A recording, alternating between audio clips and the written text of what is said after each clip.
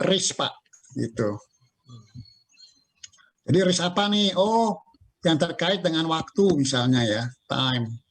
Atau terkait dengan budget, Pak. Cost. Iya.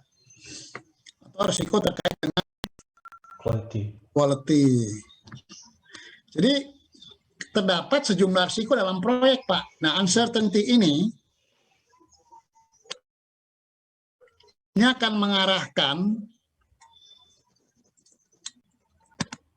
dia akan mengarahkan seorang project manager untuk membangun namanya risk register. Jadi risk register itu biasanya ketika dia masuk pada tahapan inisiasi, dia akan bangun risk register gitu. Jadi misalnya tadi terkait dengan budget, terkait dengan waktu, time, dan yang lain-lain nih Pak, banyak. Ini yang dinamakan sebagai known risk. Bapak harus catat nih, kalau nggak kepegang nanti. Known risk. Nah, known risk ini Pak, harus dikendalikan nih Pak. Dikendalikan oleh apa yang namanya control risk gitu. Ini akan dipetakan ke sini gitu. Di dalam proyek perencanaan itu juga menyangkut bagaimana kita membangun risk register dan control register. Sehingga kalau dinotasikan, kalau terdapat risiko I, maka kita harus mengendalikan dengan kontrol I. Sekarang saya tanya, bagaimana caranya kita mengendalikan risiko yang namanya waktu, Pak, dalam proyek? Risiko waktu. Jadi supaya jangan dia molor. Jadi kalau ini targetnya Pak, deadline DL1, wah dia molor delta L. Sehingga dia jadi DL2 gitu.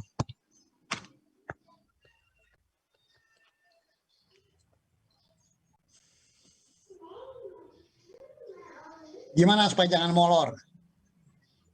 Bapak pengalamannya gimana supaya jangan molor? Kita pakai bahasa orang biasa aja dulu, jangan bahasa orang yang mau certified atau orang yang certified di project management. Bapak tahu nggak bedanya itu? Kenapa? Dipercepat ya Pak? Aduh, jangan dong. Orang kita nggak tahu dipercepat. Bapak sekarang jangan masuk angin. Caranya gimana kalau di rumah naik motor? Bapak gimana supaya jangan masuk angin kalau naik motor? Pakai jaket. Iya begitu. Nah kalau Bapak sekarang di proyek, bagaimana supaya jangan terlambat proyeknya? Yang paling gampang aja pengalaman Bapak, ini kan Bapak project manager. Betul. Pengalaman Bapak pakai dong untuk menjawab. Silakan Pak Muhaimin. Kalau saya sih Pak, untuk gimana caranya itu biar penyelesaiannya tepat waktu, yaitu dengan cara kontrol waktunya dengan menyesuaikan, mengejar progres sesuai dengan schedule awal Pak. Iya, tapi itu kan mengejar doang.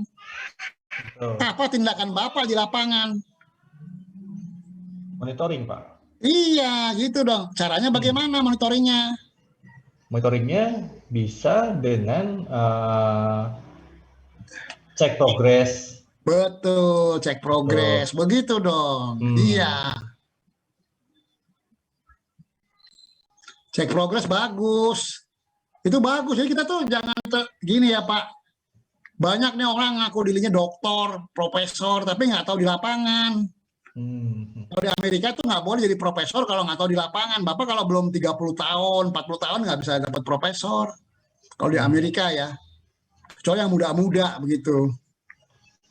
Nah jadi pengalaman itu seperti jawaban Bapak. Kita cek Pak di lapangan sejauh mana. Nah itu dia. Itu Pak jawaban yang benar. Itu jawaban seorang project manager lapangan. Itu yang bagus. Di konsep kita boleh bilang macam-macam. Berarti itu hanya salah satu sebagai contoh dari kontrol risk itu ya Pak, untuk cek progres segala macam, weekly meeting segala macam. Iya dong, iya.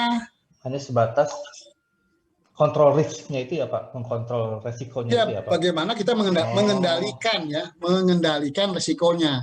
Jadi tujuannya begitu Pak. Tapi kalau udah molor, nah, apalagi langkah kita nih? Kalau udah molor. Kalau sudah terlanjur molor ya Pak? Molor. Artinya kita harus membangun namanya contingency plan. Banyak istilah ya. Ini bukan sengaja pakai bahasa Inggris yang terlalu banyak, emang ilmunya begini gitu. Saya nggak bisa ngomong pakai bahasa Indonesia karena kalau saya contingency plan, bahasa Indonesianya apa? Wah, panjang saya ngomongnya. Lebih baik menggunakan istilah ini aja. Kalau saya bilang WBS, apaan tuh WBS pakai bahasa Indonesia? Wah, kita nggak jadi panjang lagi bahasa Indonesia, kan begitu, ya nggak? Iya, betul Pak. Jadi suatu ilmu pengetahuan itu karena mengasal dari negeri barat, dia menggunakan terminologi barat gitu. Kalau orang kita misalnya empu gandring atau empu Ken Arok bisa bikin ini, udah ikut kita. Pakai bahasa Jawa. Kan mereka udah bangun Candi Borobudur Pak, hebat itu ya. Iya. Majapahit waktu itu. Majapahit bukan tuh Pak. Ken Arok. Kemudian Ken apa lagi? Ken Dedes. Kalau Ken Dedes perempuan kalau nggak salah tuh, cantik sekali katanya. Katanya ya, tapi saya belum ketemu. Coba baca ya Memang, Pak? bagaimana? Cuma baca. Iya. Karena sejarah tuh bohong loh Pak, hati-hati Pak. Misalnya maaf nih Sriwijaya sampai ke sana kemari, mana? Nggak kelihatan tuh Sriwijaya ke sana kemari. Jadi memang yang paling berdosa itu di umat manusia adalah pembuat sejarah Pak. Termasuk sejarah agama juga itu biang kerok tuh Pak. Jadi membuat apa sejarah ini begini ini begitu gitu. Nanti mereka bikin kesalahan-kesalahan yang diikuti oleh umat manusia. Kemudian terus saja jalan tanpa ada bukti. Jadi yang penting Pak, tadi saya bicara mengendalikan risikonya. Kalau sudah terjadi, contingency plan. Misalnya Bapak udah terlambat nih, terlambat 2 minggu. Kira-kira yang akan muncul